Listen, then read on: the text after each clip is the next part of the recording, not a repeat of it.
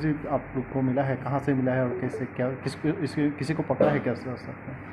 हमारे पास हमारा intelligence input था कि कुछ लोग एक्सप्लोसिव ट्रांसपोर्ट कर रही है, जिसको रोकने के लिए हमने अपने ज़िले में कई जगहों पे नाका लगाया था। एक जगह नाका में हमने एक ऑटो को रोका, जिसके सर्च के दौरान हमें एक्सप्लोसिव मिला, suspected plastic explosive 1371 sticks, suspected detonator 4200, suspected cortex 300 metres. जिसको जो इसको ट्रांसपोर्ट कर रहे थे, जिसमें एक महिला थी और एक पुरुष था, हमने उन दोनों को अरेस्ट कर लिया है। आगे भी पूछताछ जारी है। इसकी बैकवर्ड लिंकेज और फॉरवर्ड लिंकेज क्या है, उस पर हम काम कर रहे हैं। सर कहाँ से लाया था ये? अभी इन्वेस्टिगेशन इसमें चल रही है, जैसे पता चलेगा हम आपको बताएंगे।